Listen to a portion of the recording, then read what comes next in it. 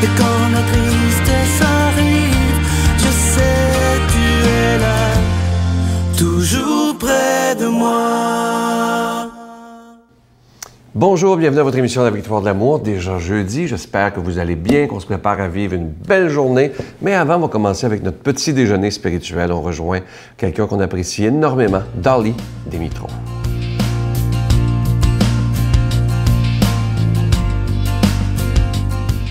Bon matin, bonne journée. La loi d'attraction, c'est incroyable. Quand tu sèmes, tu récoltes. C'est sûr, si tu sèmes du brocoli, tu n'auras pas les petits oignons, hein? Tu vas avoir du brocoli. Et dans la vie, il y a des lois basées sur ça. Il y a 12 lois qui existent. D'ailleurs, moi, j'aimerais parler de quelques petites lois. Juste la philosophie, globalement, de comment est-ce qu'on programme, qu'est-ce qu'on veut dans la vie.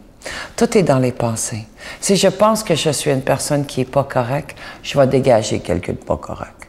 Si je pense que je suis une personne pleine d'amour et je le ressens, cette flamme qui est à l'intérieur de moi au niveau de l'amour, mais c'est ça que je vais dégager. Si je souffre, je vais faire souffrir.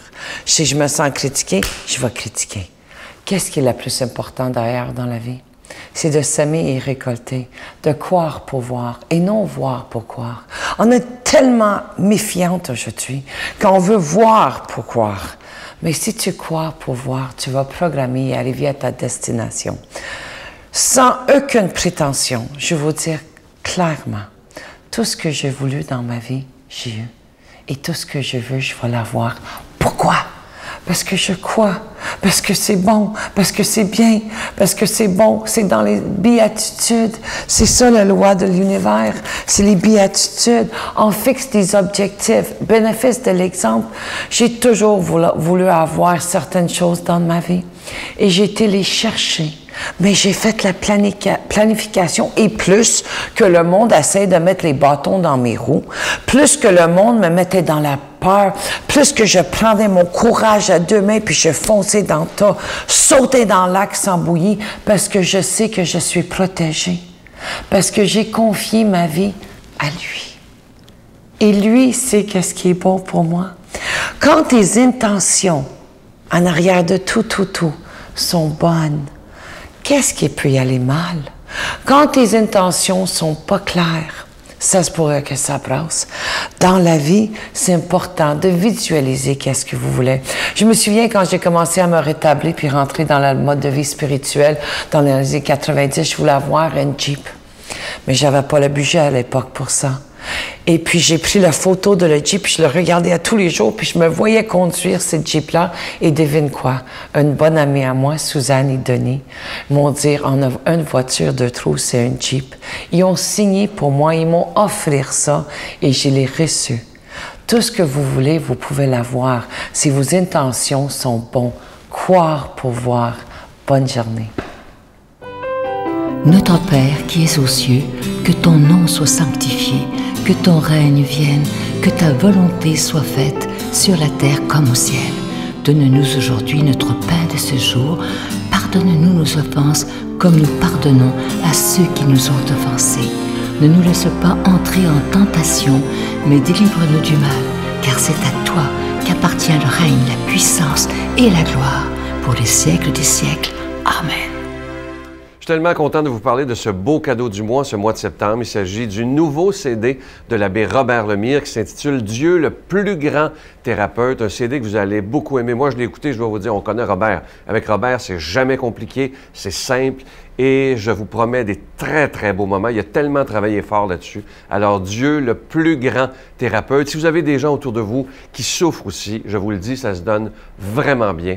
En cadeau, je vous donne l'adresse en vous disant merci de tout cœur de votre générosité. Je vous rappelle, il y a des gens qui se demandent pourquoi on demande des dons à cette émission. Bien, c'est qu'on doit payer pour être à la télévision, que ce soit payer évidemment le réseau, mais aussi on doit payer pour tous les frais de production. On n'a pas de subvention. C'est vraiment vous qui faites que cette émission est possible. Je vous donne l'adresse. La Victoire de l'amour, casier postal 120, succursale Boucherville à Boucherville, le J4B 5E6, je vous la redonne. La Victoire de l'amour, casier postal 120, succursale Boucherville à Boucherville, le J4B 5E6. Également par téléphone, par carte de crédit, dans le 514-523-4433, 523-4433 ou sans frais, le 1-888-811-9291, 1-888-811-9291 et aussi sur notre site Internet, le www.lavictoiredelamour.org. Évidemment, je vous invite à ne pas manquer notre émission de la rentrée la semaine prochaine dans nos nouveaux studios. Alors, ça sera évidemment avec Monseigneur Christian Lépine, archevêque de Montréal, et on aura le bonheur aussi de recevoir M. Michel Louvain. Moi, je vous dis merci de tout cœur de votre prière. Vous savez à quel point c'est important, mais merci aussi de tout cœur de votre grande générosité pour la victoire de l'amour.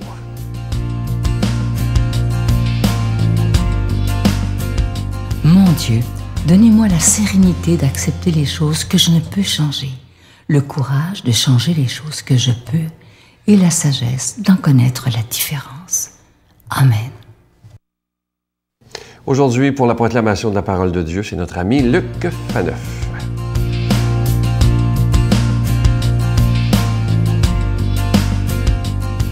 Bonjour, merci d'être là si fidèle à l'écoute, la méditation de la parole de Dieu, la parole qui fait vivre. Aujourd'hui, dans Saint Luc, on va entendre un évangile qui va nous faire prendre conscience que nous devons chacune avancer au large, n'est-ce pas? Jeter les filets et surtout avec confiance. Un jour, Jésus se trouvait au bord du lac de Génézareth. La foule se pressait autour de lui pour écouter la parole de Dieu. Il vit 2 barques amarrées au bord du lac. Les pêcheurs en étaient descendus et lavaient leurs filets. Jésus monta dans une des barques qui appartenait à Simon et lui demanda de s'éloigner un peu du rivage. Puis il s'assit et de la barque, il enseignait à la foule. Quand il eut fini de parler, il dit à Simon, « Avance au large et jetez les filets pour prendre du poisson. » Simon lui répondit, « Maître, nous avons peiné et travaillé toute la nuit sans rien prendre. Mais sur ton ordre, je vais lancer les filets. » Ils le firent, et ils prirent une telle quantité de poissons que leurs filets se déchiraient. Ils firent signe à leurs compagnons de l'autre barque de venir les aider. Ceux-ci vinrent, et ils remplirent les 2 barques à tel point qu'elles enfonçaient. À cette vue, Simon-Pierre tomba aux pieds de Jésus en disant, « Seigneur, éloigne-toi de moi, car je suis un homme pécheur. » L'effroi, en effet, l'avait saisi, lui et ceux qui étaient avec lui, devant la quantité de poissons qu'ils avaient prise. Et de même, Jacques et Jean, fils de Zébédée, ses compagnons. Jésus dit à Simon, « Sois sans crainte. Désormais, ce sont des hommes que tu prendras. » Alors, ils ramenèrent les barques au rivage et, laissant tout, ils le suivirent. Acclamons cette parole de Dieu. Louange à toi, Seigneur Jésus. Oui, l'Esprit Saint, qui a inspiré cette même parole, demandons-lui de venir dans nos cœurs, dans nos esprits, afin de bien comprendre cette péricope, ce morceau d'évangile qui est vraiment de toute beauté, qui met un Jésus ici en scène, un Jésus qui enseigne. Alors, c'est comme un 2 temps. Dans un premier temps, une activité, je dirais, presque banale pour Jésus, d'enseigner la foule comme ça.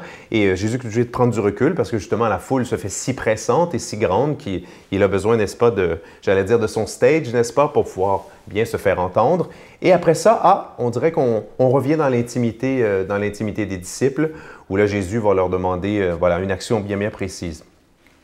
Aujourd'hui, on fait mémoire d'une grande, parmi les nôtres, n'est-ce pas, la bienheureuse Dina Bélanger, qui est, sa date de naissance c'est 1897, elle est morte en 1929. C'est une religieuse de Jésus-Marie. Elle est bienheureuse, n'est-ce pas?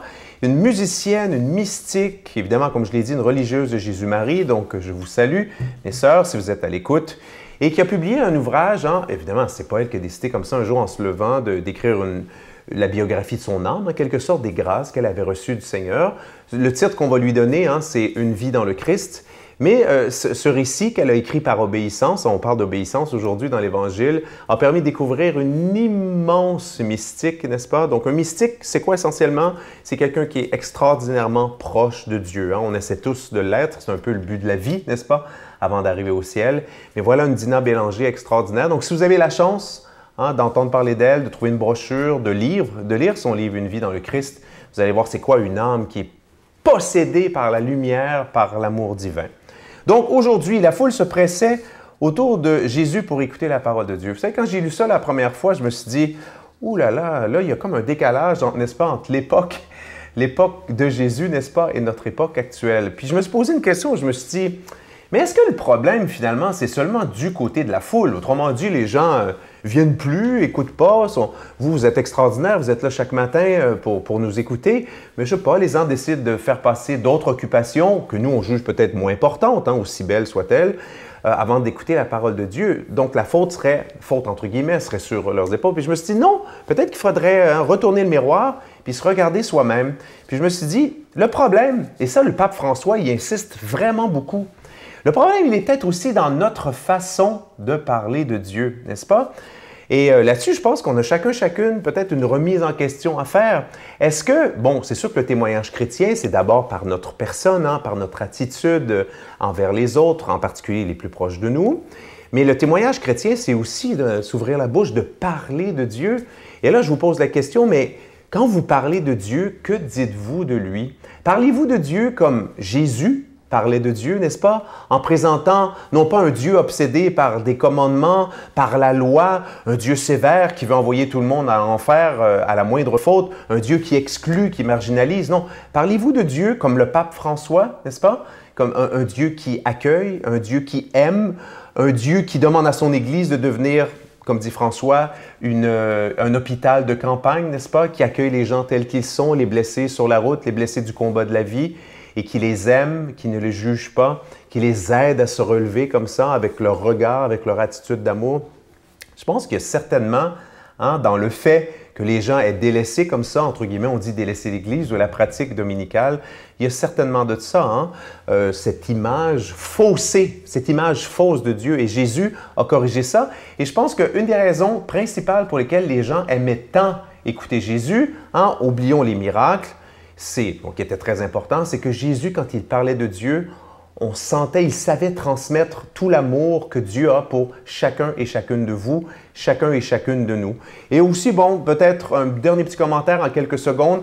Jésus nous dit, il dit à ses apôtres, bien qu'ils aient travaillé, fatigués, lance ton filet, fais confiance. Alors ça aussi, on retient ça aujourd'hui. Jésus est toujours là et nous dit, dans la vie, avance au large. Demandons de lui de nous bénir, lui qui est Père, Fils et Saint-Esprit.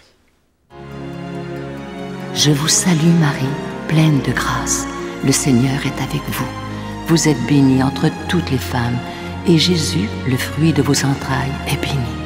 Sainte Marie, Mère de Dieu, priez pour nous pauvres pécheurs, maintenant et à l'heure de notre mort. Amen.